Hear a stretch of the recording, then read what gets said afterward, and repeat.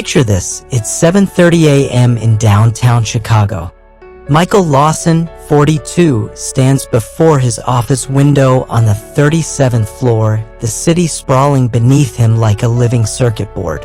In 2 hours, he'll present a strategy that could reshape his company's future and his career. Yet despite weeks of preparation, his mind is a battlefield of doubt. What if the board sees through me? What if I freeze? What if this is the day they finally realize I don't belong here? This cascade of negative thoughts isn't unique to Michael. It's something we all experience, those creeping doubts, the constant worry, the mental replays of past mistakes that drain our energy and distort our reality. Negative thinking is like an unwelcome house guest who arrives for a weekend but stays for months. At first, it seems manageable, just a moment of frustration or self-criticism. But before you know it, it's a cycle, a habit that shapes how you see yourself, your life, and the world around you. But what if I told you that negative thinking doesn't have to control you? What if ancient wisdom, tested over centuries, holds the keys to breaking free from that cycle and reclaiming power over your mind? Today, we're diving into the timeless wisdom of Marcus Aurelius, the philosopher-emperor who led Rome during some of its most challenging years. Despite facing wars, plagues, and betrayals, he developed mental frameworks that allowed him to maintain clarity and wisdom, frameworks that are astonishingly relevant to our modern American lives. As Marcus himself wrote, "You have power over your mind, not outside events. Realize this and you will find strength." This idea sits at the core of Stoic philosophy. While we can't always control what happens around us, we can control how we perceive it, how we think about it, and how we respond. That's where true freedom lies. Throughout this episode, you'll discover practical strategies to break the hold of negative thinking. We'll explore how to shift your perspective, reframe challenges, and create habits that foster resilience and clarity. From controlling your perceptions to embracing impermanence, from the power of your words to the strength of purposeful action, these aren't abstract concepts, but actionable steps you can implement today. This isn't about forcing toxic positivity or ignoring real struggles. It's about understanding how your thoughts work, learning to manage them effectively, and building a mindset that empowers rather than undermines you. Whether you're struggling with workplace anxiety like Michael, facing relationship challenges, or simply tired of that critical voice in your head, these Stoic practices offer a pathway to mental freedom. By the end of our journey together, you'll have practical tools to recognize negative thought patterns, challenge their authority, and replace them with perspectives that serve rather than sabotage you. So if you've ever felt weighed down by doubt, fear, or frustration, stay with me. Let's learn how to kill negative thinking and reclaim the power over our minds, starting right now. Lesson 1. Perception is reality, the power of mental control. Jessica Taylor, 38, sits in her corner office overlooking Madison Avenue. As creative director at one of New York's top advertising agencies, she's just received scathing feedback on a campaign her team spent months developing. The client called it uninspired, off-brand, and a complete misunderstanding of our vision. Her first instinct? Devastation. Her mind immediately constructs a narrative. I've lost my creative edge. Maybe I never had it. They'll realize I'm a fraud. This could end my career. Her heart races, her face flushes, and she feels the weight of failure pressing down on her chest. But then Jessica does something remarkable. She takes a deep breath, unclenches her jaw, and asks herself, is it the feedback that's causing this pain, or is it my interpretation of what this feedback means? This question gets to the heart of what Marcus Aurelius understood nearly 2,000 years ago. He wrote in his personal journals, if you are distressed by anything external, the pain is not due to the thing itself, but to your estimate of it, and this you have the power to revoke at any moment. In simpler terms, it's not what happens to us that causes suffering, it's how we think about what happens. The client's feedback is objective reality, words on a page, vibrations in the air. But Jessica's interpretation that it means she's a failure, that her career is in jeopardy, that her identity as a creative professional is threatened, that's her perception. And perceptions can be changed. This distinction between events and our interpretations of them is the cornerstone of Stoic philosophy and modern cognitive psychology. It's also the first and most powerful weapon against negative thinking. Consider your own life. When someone cuts you off in traffic, is it the event itself that sends your blood pressure soaring, or your interpretation that they did it intentionally, that they disrespected you, that people are inherently selfish? When you receive criticism, is it the feedback that hurts, or your belief that the criticism defines your worth? Our perceptions are the lens through which we view the world. When that lens is clouded by negative thinking, even minor challenges can feel insurmountable.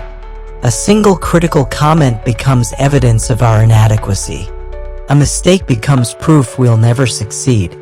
A setback becomes confirmation that we're doomed to failure. But this lens isn't fixed. We can clean it, adjust it, even replace it entirely. Back in her office, Jessica begins this process. First, she creates distance between herself and her thoughts. Instead of thinking, "I'm a failure," she notices, "I'm having the thought that I'm a failure." This subtle shift is powerful. It recognizes that thoughts are events in our consciousness, not statements of fact or identity. Next, she challenges her interpretation. Is one negative client response really evidence that she's lost her creative edge? Haven't there been dozens of successful campaigns? Didn't the client approve 3 other projects just last month? By examining the evidence, she realizes her interpretation isn't aligned with the full reality. Finally, Jessica reframes the situation. What if this feedback isn't a judgment of her worth but an opportunity to better understand the client's vision? What if this failure is actually a chance to demonstrate her team's resilience and adaptability? What if the best creative work comes from this kind of iteration and refinement? As Marcus Aurelius advised, choose not to be harmed and you won't feel harmed. Don't feel harmed and you haven't been. This concept is what psychologists today call cognitive reappraisal, the conscious reevaluation of a situation to change its emotional impact. Research has consistently shown that this skill is associated with greater psychological well-being, reduced anxiety, and increased resilience to stress. What Marcus Aurelius discovered through philosophical reflection, modern science has confirmed through rigorous study. Consider another example. Tom, a 45-year-old sales director in Boston, loses a major account he's been nurturing for months. His immediate perception: this is a disaster. I've wasted months of work. My numbers will be down and everyone will see I'm not cut out for this role.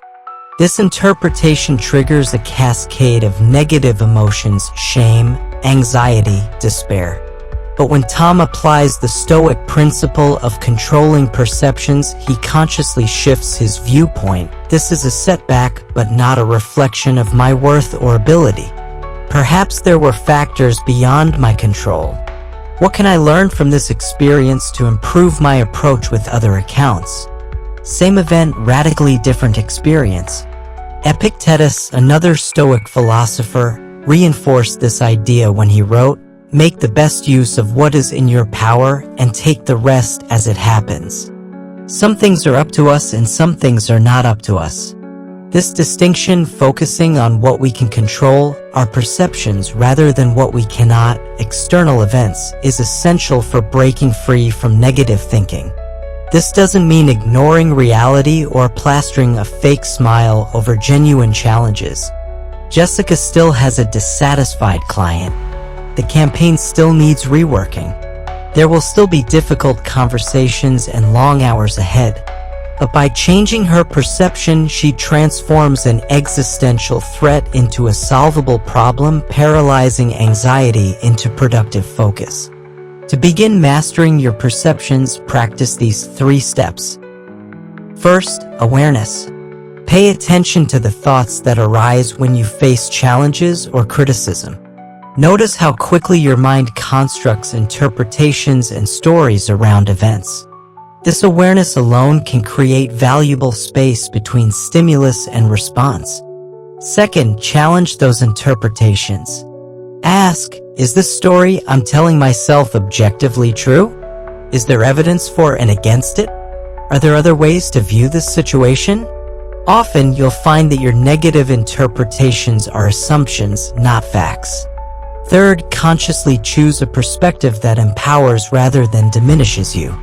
Not by denying reality, but by selecting an interpretation that acknowledges challenges while recognizing your capacity to meet them. Marcus Aurelius offered this practical advice: when you wake up in the morning, tell yourself, the people I deal with today will be meddling, ungrateful, arrogant, dishonest, jealous, and surly. They are like this because they can't tell good from evil. But I have seen the beauty of good and the ugliness of evil and have recognized that the wrongdoer has a nature related to my own.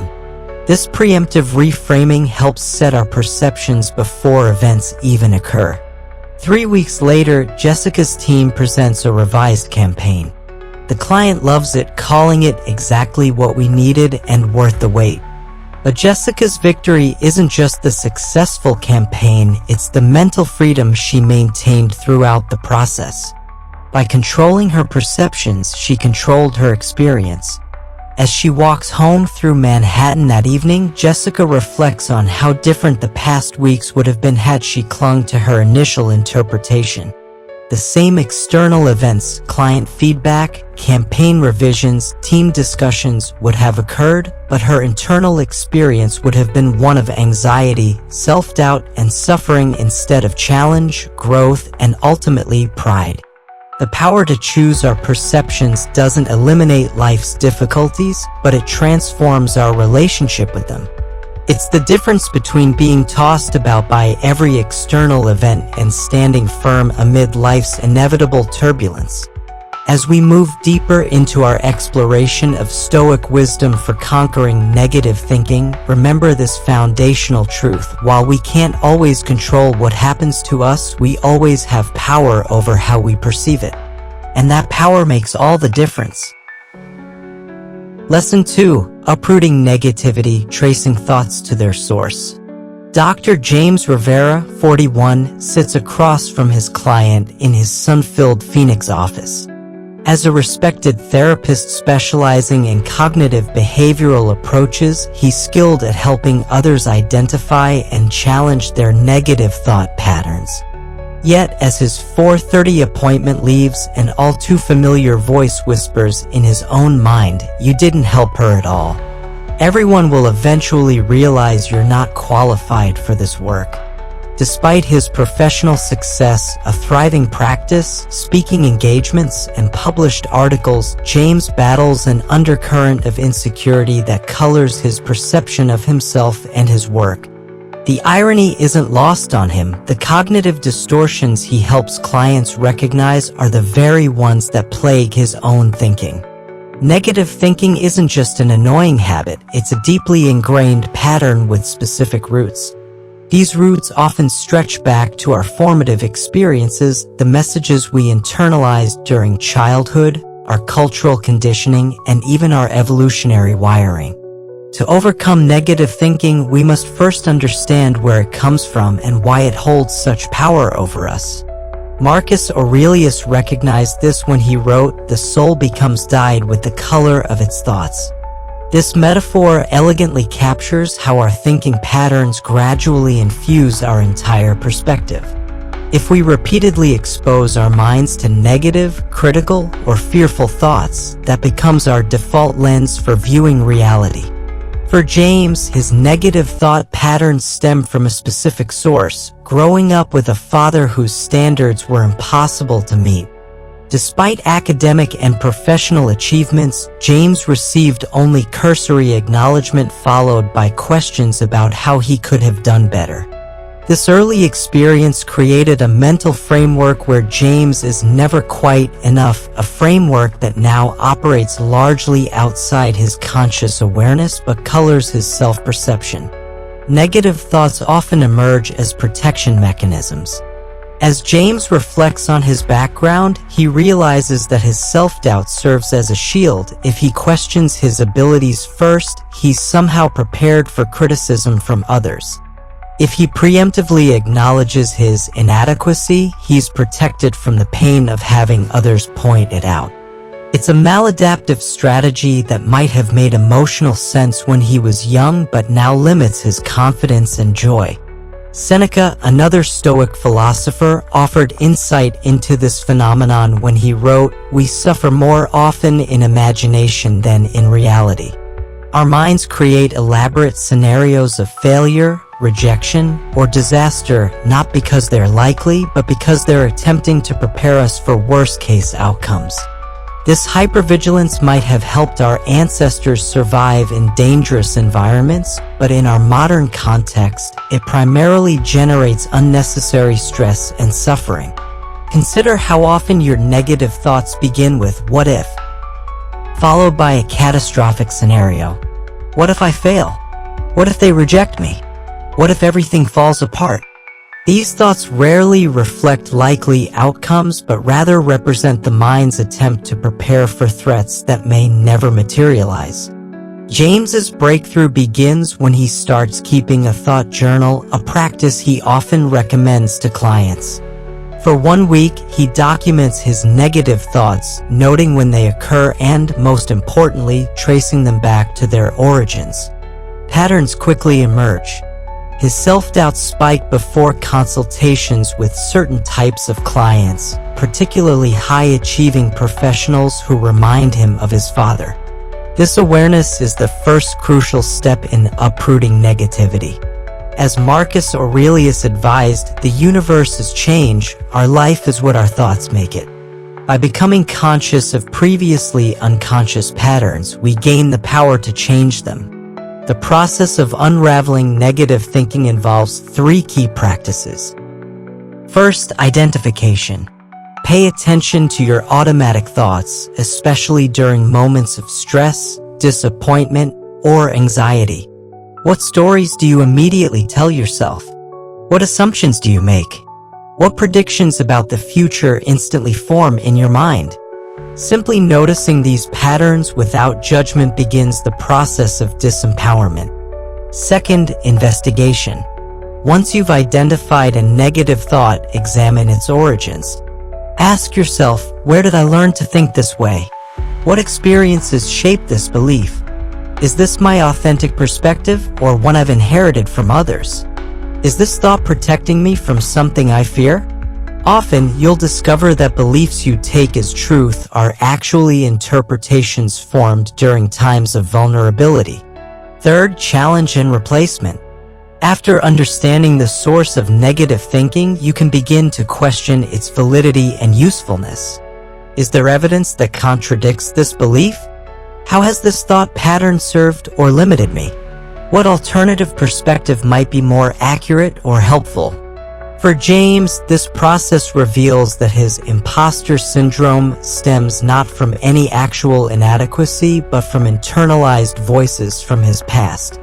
The belief that he's not enough isn't objective reality, but a story he learned long ago and continues to tell himself.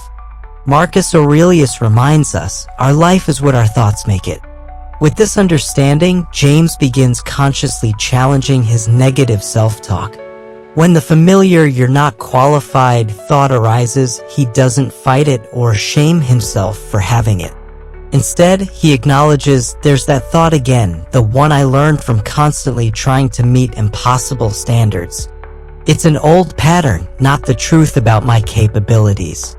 He then intentionally replaces this thought with evidence-based alternatives. I've successfully helped hundreds of clients. I regularly receive positive feedback. My training and experience have prepared me well for this work. Rebecca, a 37-year-old software engineer in Pittsburgh, goes through a similar process of uprooting negativity. Whenever she faces coding challenges, she immediately thinks, I'm going to fail at this. Everyone will see I don't belong in tech. Through reflection, she traces this pattern to being one of few women in her computer science classes, where male classmates and professors sometimes questioned her abilities. Understanding this root allows her to recognize these thoughts not as truth but as echoes from a specific context that no longer defines her reality. The process of uprooting negative thinking is rarely a one-time event. These thought patterns have created deep neural pathways in our brains, well-traveled routes that our minds naturally follow. Creating new pathways requires consistent practice, self-compassion, and patience. As Epictetus wisely noted, make it your study then to confront every harsh impression with the words, "You are but an impression and not at all what you seem to be." By understanding the roots of our negative thinking, we gain the perspective needed to loosen its grip. We realize that many of our most painful thought patterns are not inevitable truths but conditioned responses that we have the power to change. With awareness, investigation, and consistent practice, we can gradually transform the color with which our souls are dyed, from the dark hues of negativity to the clearer, brighter tones of a more balanced perspective. Lesson 3. Mental Renovation: Building a Stronger Mind. Catherine West, 42, stares at her computer screen in her Houston apartment, the harsh blue light illuminating her face as midnight approaches. As a structural engineer, she's always prided herself on precision and competence. But 3 months ago, she was passed over for a promotion at her firm, a position she'd been working toward for years. Since then, her mind has been running an endless loop of self-criticism. I'm not creative enough, she tells herself. I'm too rigid. I've wasted years at this company. At my age, I should be further along in my career. These thoughts have become so familiar that Catherine no longer questions them. They feel like the truth and unchangeable reality that defines her worth and potential. But what if these thoughts are just habits? What if the mind, like a house, can be renovated, outdated structures torn down, new ones built in their place? Negative thinking patterns are like old wallpaper. Once they're up, we stop noticing them. They fade into the background of our consciousness, influencing how we feel and act without our awareness. Yet the mind is remarkably adaptable. Just as it learned these patterns, it can unlearn them and adopt new ones. This process of replacing harmful thoughts with empowering ones is what it means to renew your mind. Marcus Aurelius understood this when he wrote, "The happiness of your life depends upon the quality of your thoughts." Our mental patterns create our experienced reality. Change the patterns, change the experience. The science of neuroplasticity confirms what the Stoics intuited. Our brains physically change based on how we use them. When we repeatedly think certain thoughts, we strengthen the neural pathways associated with them, making those thought patterns more automatic. The good news is that we can deliberately create new pathways through consistent practice. Catherine's journey toward mental renovation begins when she realizes a profound truth. She doesn't have to accept every thought that crosses her mind. Just because a thought appears doesn't mean it's true, helpful, or worth her attention. This realization comes during a weekend workshop on professional development. The speaker asks participants to write down their most persistent negative beliefs about themselves. Catherine writes her familiar script, "I'm not creative enough. I'm too rigid." Then comes the pivotal question, what evidence do you have that contradicts these beliefs? Catherine pauses. Evidence? She's never considered looking for evidence against her negative thoughts. They've always felt so obviously true that questioning them seemed pointless. But as she reflects, counterexamples begin to surface. There was the complex foundation design she developed for the Children's Hospital, a solution her colleagues called innovative. There was her reputation for finding elegant solutions to structural challenges within tight constraints. There was the junior engineer who told her, "I've learned more from you in 6 months than in my entire graduate program." For the first time, Catherine considers that her negative self-assessment might not be the complete picture or even an accurate one. This awareness creates a crack in the foundation of her negative thinking, allowing light to shine through. Seneca wrote, "The mind is slow to unlearn what it has been long in learning." Catherine's negative thought patterns weren't created overnight, and they won't be dismantled overnight either. Mental renovation is a process that requires patience, consistency, and specific strategies. The first strategy is awareness. We can't change what we don't notice. Catherine begins paying attention to her mental narrative throughout the day, especially when she feels anxious or discouraged. She realizes that her mind generates dozens of self-critical thoughts daily, judgments so automatic that they've been invisible. The second strategy is examination. Once she notices a negative thought, Catherine pauses to evaluate it. Is this objectively true? Is there evidence for and against it? Is this thought helping me or harming me? Often, she discovers that her harshest self-judgments don't hold up to scrutiny or serve any constructive purpose. The third strategy is deliberate replacement. When Catherine catches herself thinking, "I'm not creative enough," she intentionally shifts to an alternative perspective. "I have both analytical and creative strengths. My creativity shows up in how I solve structural problems." Over time, these new thoughts create new neural pathways, making positive perspectives more accessible.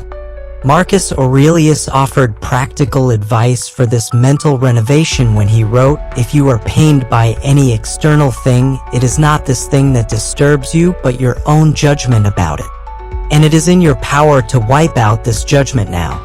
This wiping out of unhelpful judgments and replacing them with more balanced ones is at the heart of mental renewal.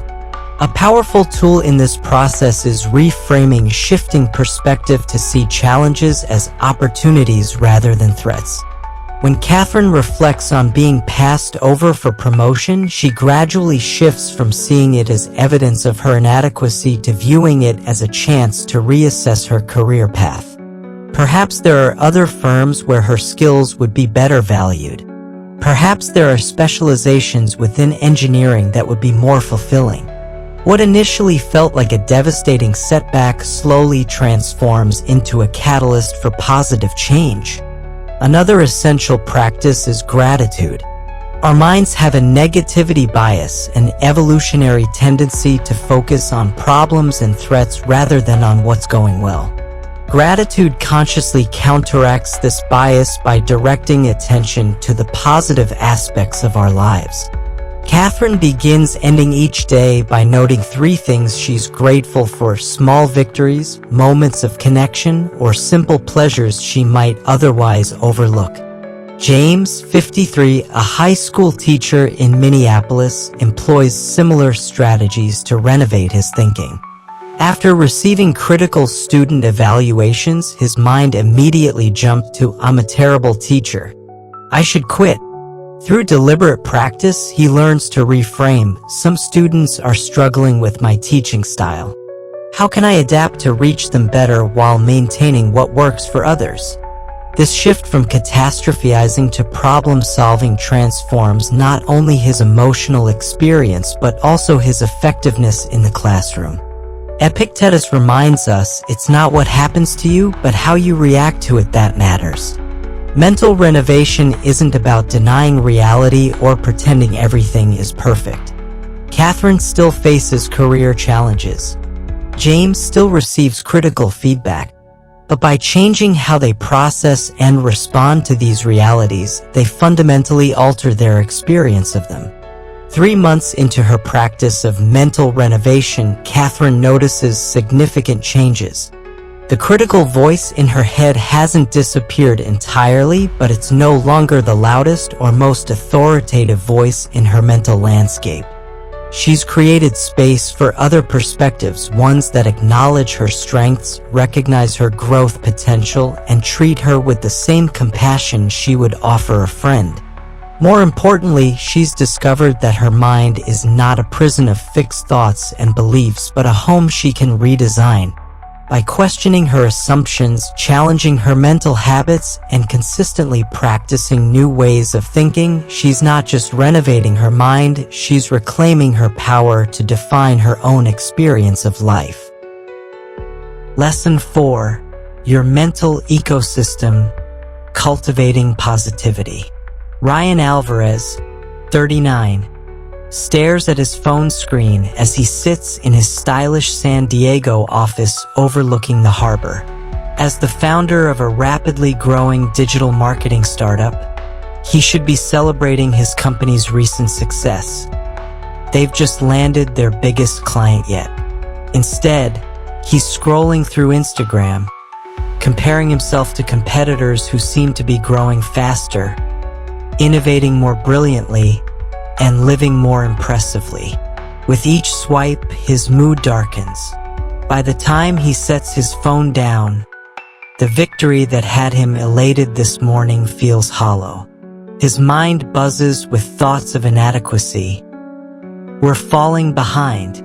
Everyone else is doing better. It's only a matter of time before our clients realize they should go elsewhere. What Ryan doesn't fully appreciate is how profoundly our environment, both physical and social, shapes our thoughts, emotions, and overall mindset. Just as plants are influenced by the soil they're planted in, the water they receive, and the amount of sunlight they get, our minds are continuously affected by the environments we immerse ourselves in. Marcus Aurelius understood this connection when he wrote, "The happiness of your life depends upon the quality of your thoughts." While it's true that our thoughts determine much of our experience, what shapes those thoughts? Often, it's the people we spend time with, the physical spaces we inhabit, and the information we consume. Negativity and positivity are both contagious. When we're surrounded by chronic complainers or cynics, their perspective gradually infiltrates our thinking. Conversely, when we spend time with optimistic, solution-oriented people, their approach rubs off on us. This isn't about superficial positivity. It's about recognizing that our social environment has a subtle but powerful influence on our mental habits. For Ryan, his digital environment has become toxic. The carefully curated success stories he consumes daily aren't representative of reality. They're highlight reels that omit struggles, failures, and the mundane aspects of running a business. Yet, by immersing himself in these partial truths, he's creating a mental ecosystem where he constantly feels inadequate. Epictetus advised, "If you wish to improve, be content to appear clueless or stupid in extraneous matters." This wisdom reminds us that sometimes improvement requires stepping away from information or comparisons that don't serve us, even if that means being out of the loop on certain matters. After a particularly discouraging evening of social media scrolling, Ryan makes a decision. He doesn't delete his accounts. He needs them for business, but he establishes boundaries. No social media first thing in the morning or last thing at night. No checking competitors' accounts more than once weekly, and only with a specific purpose. He installs an app that limits his daily usage to 30 minutes. Within a week, he notices a difference. Without the constant influx of carefully crafted success stories, his mind has space to appreciate his own achievements and focus on his unique business vision rather than imitation. He's not denying reality or avoiding useful information. He's creating a healthier information environment that fosters clarity rather than comparison. Our physical environment also profoundly affects our mental state. Clutter, noise, and aesthetic elements all influence how we think and feel. Seneca noted, "A crowded mind leaves no space for contemplation." The same applies to a crowded space. Amanda, 47, a customer service manager in Cleveland, transforms her home office from a chaotic dumping ground for household papers and projects into a calm, organized workspace with plants, good lighting, and minimal distractions. The impact on her work focus and mental clarity is immediate. The external order fosters internal order. Perhaps most influential are our social environments, the people with whom we regularly interact. Jim Rohn famously said that we are the average of the 5 people we spend the most time with. The Stoics would likely agree, recognizing that human beings naturally mirror and absorb the attitudes, beliefs, and behaviors of those around them.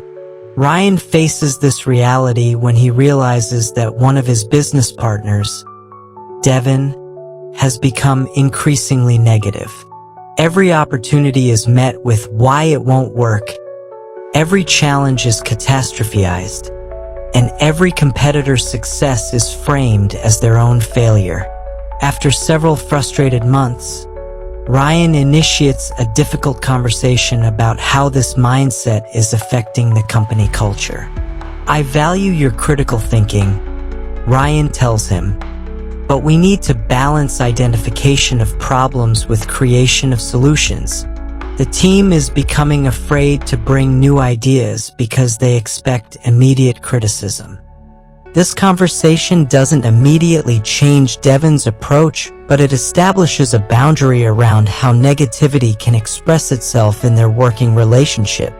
Ryan also begins spending more one-on-one time with his other partner, Sophia, whose pragmatic optimism helps balance his perspective. When challenges arise, Sophia acknowledges them realistically but always pivots to "what can we do about this?" rather than dwelling on doom scenarios.